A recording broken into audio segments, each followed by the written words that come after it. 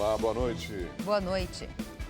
São Paulo recebe mais 2 milhões de doses da vacina Coronavac. Agora o estado tem 3.120.000 doses no Instituto Butantan. Cidadãos brasileiros e estrangeiros serão obrigados a apresentar teste de Covid-19 para entrar no Brasil. E você vai ver também. Direção do Cidadania afasta o deputado estadual Fernando Cury após divulgação de imagens do parlamentar assediando a também deputada Isa Pena do PSOL em plenário. Ministro Paulo Guedes afirma que a vacinação em massa é o primeiro passo para a recuperação da economia. São Paulo recebeu hoje 2 milhões de doses da Coronavac. As vacinas chegaram prontas para aplicação. O avião pousou no Aeroporto Internacional de Guarulhos por volta das 6h30 da manhã.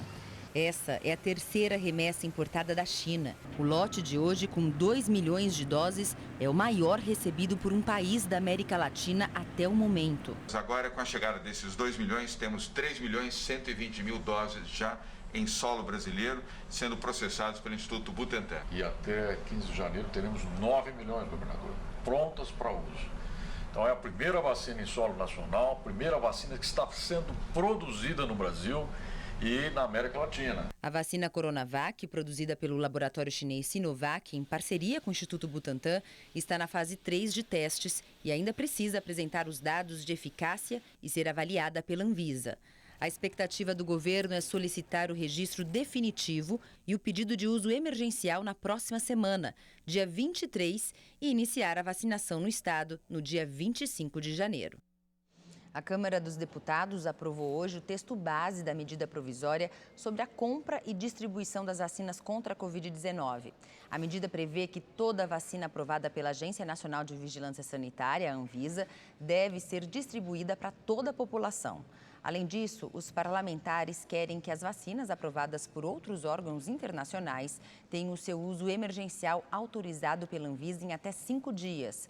A medida provisória, até o momento, não inclui um termo de responsabilidade sugerido pelo presidente da República, Jair Bolsonaro. A Justiça do Rio de Janeiro derrubou hoje a liminar que determinava a suspensão da atividade turística em Búzios, na região dos Lagos, para conter o avanço da Covid-19. A decisão é do desembargador e presidente do TJ, Cláudio de Melo Tavares, que atendeu a um recurso da Prefeitura de Búzios. Com a suspensão, volta a valer o decreto municipal que possibilita a entrada de turistas na cidade e estabelece a ocupação máxima de 50% nos estabelecimentos comerciais. Ontem, representantes do comércio e do turismo protestaram contra a decisão da segunda vara de Búzios, que determinava o fechamento do município. E a Prefeitura de São Paulo decidiu cancelar os shows e as comemorações virtuais que seriam feitas no Réveillon. A suspensão ocorre diante do agravamento da pandemia provocada pelo coronavírus na cidade. A queima de fogos tradicional na Avenida Paulista também foi cancelada para evitar aglomerações em meio à pandemia do coronavírus. No ano passado, a festa reuniu cerca de 2 milhões de pessoas. Cidadãos brasileiros ou estrangeiros serão obrigados a apresentar um teste de Covid-19 com resultado negativo para entrar no Brasil. O viajante deverá fazer o PCR, aquele teste do cotonete com, no máximo, 72 horas de antecedência ao embarque e apresentar à companhia aérea. O exame detecta a presença do novo coronavírus no organismo. Quem descumprir a determinação poderá ser responsabilizado civil e penalmente, além de ser deportado ou repatriado. A medida, que se aplica somente a viagens aéreas, passa a valer a partir do dia 30 de dezembro. Vamos aos números da Covid-19 aqui no Brasil. De acordo com o Ministério da Saúde, o país registra 6.198.000 recuperados. Outras 779.000 pessoas estão em acompanhamento. O Brasil já soma mais de 185.000 mortes causadas pelo novo coronavírus. A Prefeitura de Belo Horizonte anunciou hoje a ampliação no horário de funcionamento do comércio da cidade como medida para evitar aglomerações durante as compras de final de ano. O Comitê de Saúde pediu consciência à população durante as comemorações. O comércio ganhou 2 horas a mais de funcionamento. A partir deste sábado, as lojas de rua podem ficar abertas de 9 da manhã às 8 da noite e os shoppings vão abrir de 10 às 9 da noite. Nós estamos ampliando simplesmente para evitar aglomeração. Isso não é porque a situação está boa não, viu, gente? Isso é uma medida técnica, então que se fique claro que isso não é para ir passear para a rua, não. Belo Horizonte enfrenta hoje a pior situação em número de casos e no índice de transmissão da Covid-19 desde o início da pandemia.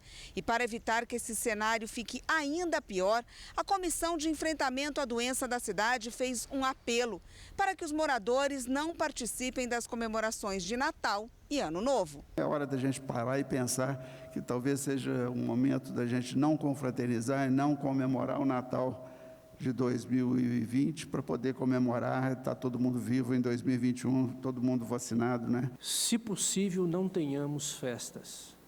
Se forem feitas, que sejam com as pessoas que já convivem juntas na mesma casa.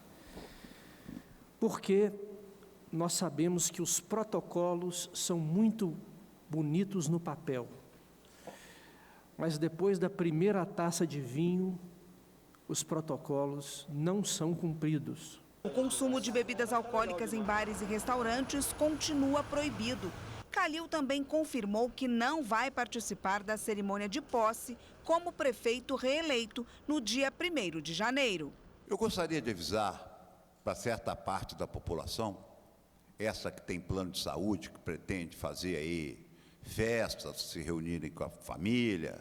Cuidado, para você não matar seu pai, para você não matar seu amigo, para você não matar sua mãe, para você não passar o último Natal com a sua família. Ganhar um carro zero ou uma viagem inesquecível investindo apenas 75 centavos por dia é possível, viu? É só participar do Festival de Prêmios Realizando Sonhos. Assinando o Rede TV Plus, você pode ganhar prêmios. De segunda a sexta, dentro do A Tarde é Sua e do Alerta Nacional, serão sorteados notebooks. Aos sábados, no Mega Senha, uma viagem no valor de R$8.000. Todo domingo no Encrenca sai um HB20 zerinho. No dia 24 de dezembro, você pode levar uma BMW para sua garagem. E no dia 31, também em dezembro, sai uma viagem no valor de R$15.000. No final da promoção, você pode ser o grande ganhador de uma Mercedes C180. Então, se você já é assinante, continue investindo. E caso ainda não seja, acesse agora redetvplus.com.br ou aponte a câmera do seu celular para o QR Code aqui na tela. Tá na hora de realizar os seus sonhos, aqui no Festival de Prêmios da Rede TV. O surfista Felipe Cesarano foi solto pela Justiça após provocar um acidente de carro que matou um militar da Marinha no Rio de Janeiro.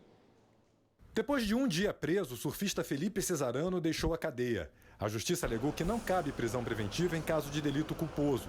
Felipe não tem antecedentes criminais, mas o laudo do IML aponta que o atleta estava embriagado, o que pode acarretar numa pena de 5 a 8 anos de prisão, de acordo com o Código Brasileiro de Trânsito.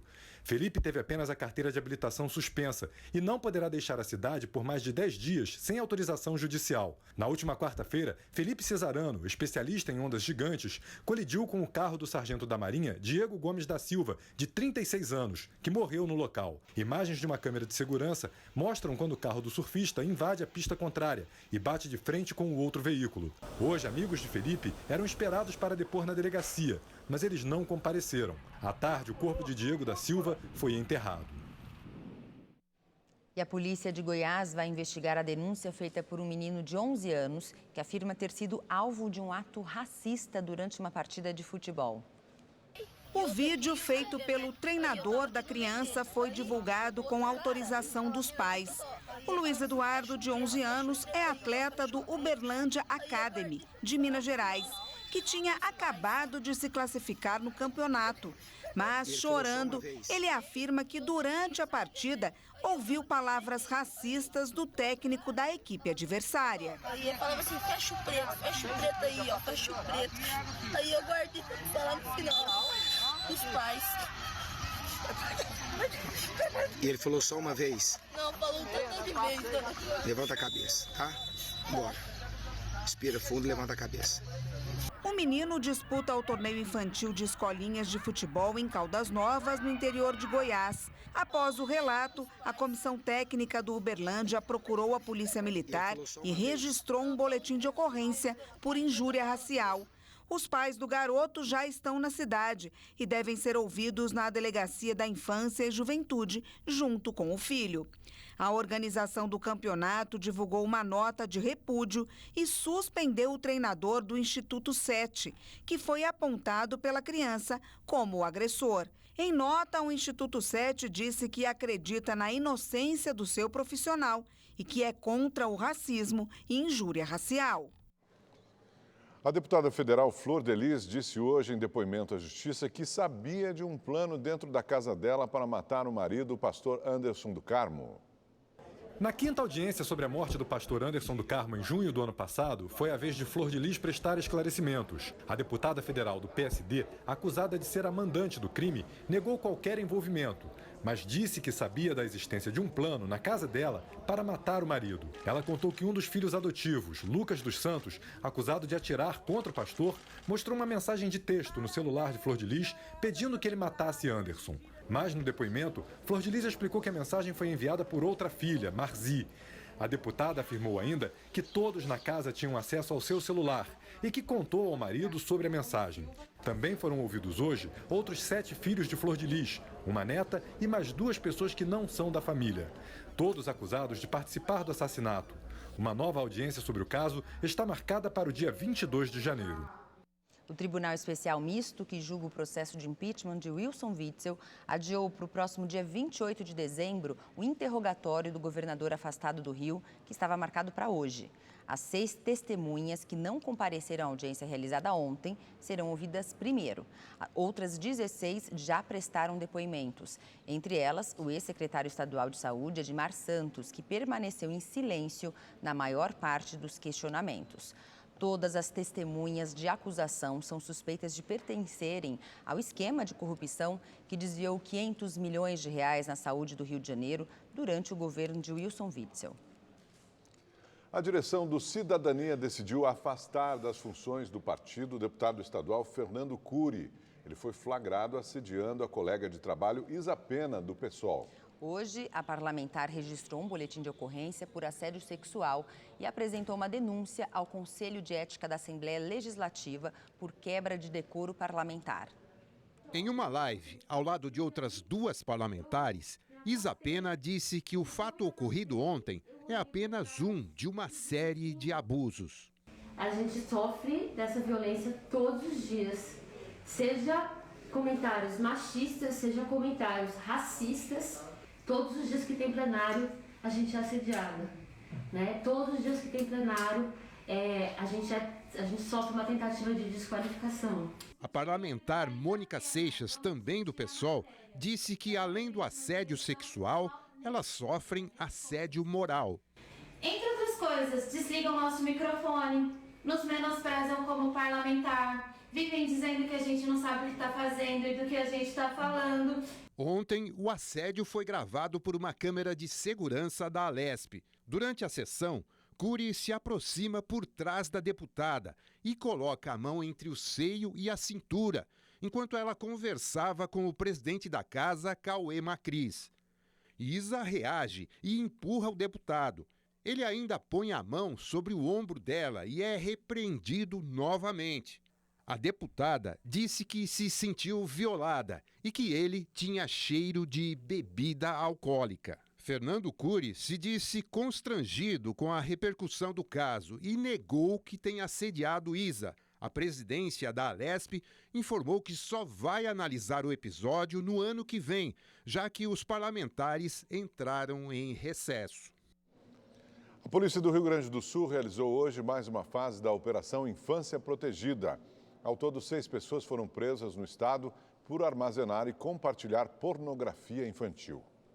A polícia cumpriu mandados de busca e apreensão. Com auxílio de peritos, foi comprovada a existência de pornografia infantil em diversos equipamentos e os suspeitos foram presos em flagrante. Mais de 10 mil arquivos contendo exposição de menores de idade foram apreendidos. Todos esses equipamentos que estão sendo apreendidos hoje, notebooks, computadores, pendrives, HD externos, todos esses ainda são remetidos ao Instituto Geral de Perícias para uma análise mais minuciosa desses equipamentos. Essa já é a 4ª fase da Operação Infância Protegida. Ao longo de toda a ofensiva, a polícia percebeu que não existe um perfil específico dos criminosos. Com idades variadas, entre 27 e 50 anos, o que é comum entre todos eles é o conhecimento tecnológico e internet. Um dos presos hoje era técnico de informática.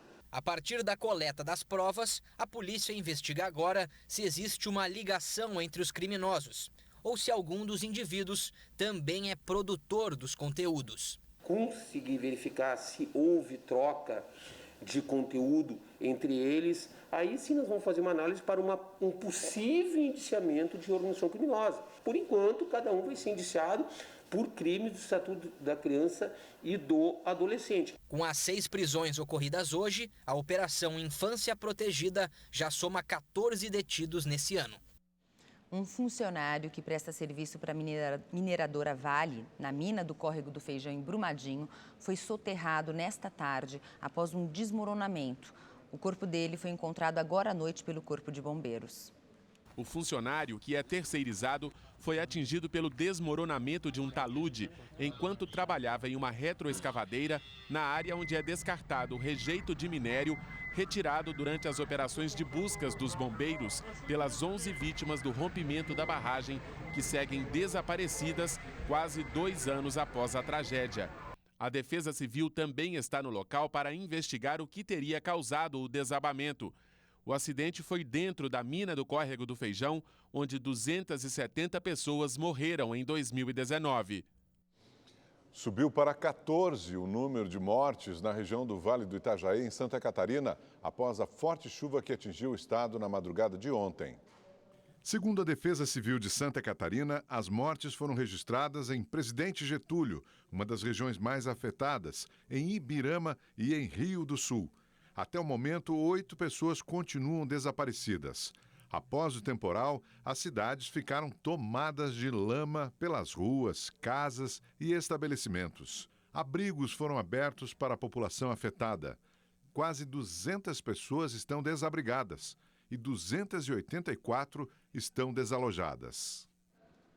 E o último fim de semana de primavera, vamos saber como é que vai ficar o tempo em todo o Brasil com Igor Silveira. Olá, boa noite. E o último final de semana da primavera vai ser com tempo quente em praticamente todo o Brasil, mas com chuva no período da tarde. Tudo isso por conta da onda de calor e da umidade do sistema de baixa pressão que formam as nuvens de chuva. E essa condição deve continuar no verão. No sul do Brasil, chove em praticamente toda a região e isso pode aumentar o risco de alagamentos e deslizamentos de terra na região do Vale do Itajaí, que sofreu nos últimos dias com os temporais. E os mineiros e os capixabas devem enfrentar um dia instável e com previsão de chuva a qualquer hora do dia. Em São Paulo, a primavera se despede com calor e chuva, máxima de 31 graus amanhã e 32 graus no domingo. No Rio de Janeiro também esquenta, mas chove no final do dia. 29 graus no sábado e 32 graus no domingo. No Nordeste, o sol aparece nessa faixa que está em amarelo e chove no litoral e também no sul da Bahia. Na região norte, o dia será quente e com chuva no início da tarde. Em Manaus, a máxima pode chegar aos 32 graus. No centro-oeste, pode chover no período da tarde em algumas regiões, mas o calorão continua. Em Cuiabá, os termômetros registram 38 graus. E para saber mais sobre a previsão do tempo na sua cidade, é só entrar no site da Rede TV. Eu fico por aqui, um ótimo final de semana e até mais. No Rio de Janeiro, 16 pessoas foram presas e uma morreu em confronto com a polícia em uma operação contra uma quadrilha que atua em comunidades de Duque de Caxias, na Baixada Fluminense. As investigações apontaram que os suspeitos vendiam drogas dentro de escolas e creches da região, além de roubar cargas, veículos e assaltar ônibus. A Polícia Civil também realizou uma ação no Rio, em São Paulo, no Paraná e em Mato Grosso do Sul para desarticular um esquema de lavagem de dinheiro do tráfico de drogas. Os suspeitos usavam empresas de fachada e movimentaram mais de 220 milhões de reais em 5 anos. Hoje, o ministro da Economia, Paulo Guedes, reuniu jornalistas para fazer um balanço de 2020. Ele disse que o governo não abriu mão das reformas como a administrativa e a tributária e que a vacinação é o primeiro passo para que a economia do país volte a crescer. O capítulo mais importante dessa luta não foi vencida, não está encerrada. O capítulo mais importante vem agora, que é a vacinação em massa. O Brasil passa e para voltar a voar, ele precisa bater as duas asas simultaneamente. Você precisa bater a asa da recuperação econômica, que está a caminho, e ao mesmo tempo a asa da saúde. Isso só será possível à medida que nós tenhamos esse retorno seguro ao trabalho. E esse retorno seguro ao trabalho exige a vacinação em massa da população brasileira. Qualquer brasileiro pode escolher a vacina que ele quer tomar, não paga pela vacina e escolhe a vacina se quiser tomar. Então essa vacinação não onerosa, gratuita, de forma voluntária para os brasileiros, é exatamente o que nós precisamos para que a asa da saúde bata ao mesmo tempo que a asa da recuperação econômica. E vamos à análise econômica da semana com Salete Lemos. Olá, boa noite a todos. No resumo da semana, destaque para o auxílio emergencial que acaba agora no mês de dezembro. Ou melhor, o meu destaque fica com as propostas ou com a falta de propostas aí apresentadas para a substituição do auxílio emergencial. Nós sabemos que o auxílio emergencial contemplou cerca de 68 milhões de brasileiros. Isso é praticamente um terço da população, né? Que dependem do auxílio emergencial para o pagamento de contas, para comprar da cesta básica. Como é que fica a partir de janeiro? 15 milhões de brasileiros saíram da linha de pobreza, também sabemos disso. E agora? Voltam para a linha de pobreza? O governo gastou mais de 270 bilhões de reais com auxílio emergencial. Não consegue manter esse gasto em 2021. Não existe mais dinheiro para manutenção desse gasto. E aí o que fazer? Ministro Paulo Guedes, a palavra é com você, porque a situação é muito delicada. O governo tem que impedir que a pandemia se transforme agora num pandemônio, não é? Algumas propostas foram apresentadas, tipo abono salarial, antecipação do 13º, fortalecimento do Bolsa Família, nada disso resolve. Até porque o Bolsa Família não contempla os 68 milhões de brasileiros que foram contemplados com o auxílio emergencial. Sinuca de bico para o governo. Eu fico por aqui, volto na próxima sexta-feira. Até lá. Boa noite a todos e aproveite seu final de semana. Hoje, o presidente Jair Bolsonaro cumpriu a agenda no Rio de Janeiro, onde participou da formatura de 485 policiais militares. Jair Bolsonaro participou da cerimônia de formatura de policiais militares no Centro de Formação e Aperfeiçoamento de Praças, na Zona Norte do Rio. Ao discursar para os formandos, o presidente pediu dedicação ao trabalho de proteger a população. O trabalho de vocês é um dos mais sublimes do Brasil. Vocês, além de jurar na verdade, oferecem a sua vida pela vida de terceiros e pelo patrimônio também. Isso realmente é mais do que sublime. Ao lado de Bolsonaro, durante a cerimônia, o governador em exercício do Rio, Cláudio Castro, do PSC, afirmou que o Estado tem a missão de acabar com a morte de PMs. A política de segurança tem que garantir ao máximo que os senhores e as senhoras voltem todo dia para o seio dos seus lares, como eu quero voltar para o seio do meu lar. Ao mesmo tempo que vocês protegem a sociedade, o governo tem o dever de proteger cada um de vocês. E tenho certeza que trabalharemos todos os dias para também zerar. Não nos interessa somente diminuir o índice de policiais abatidos. Cada policial que é abatido é uma vida, é uma família e é um sonho. Durante a cerimônia, Bolsonaro elogiou o governador Cláudio Castro por sempre procurar o governo federal para tratar da segurança pública.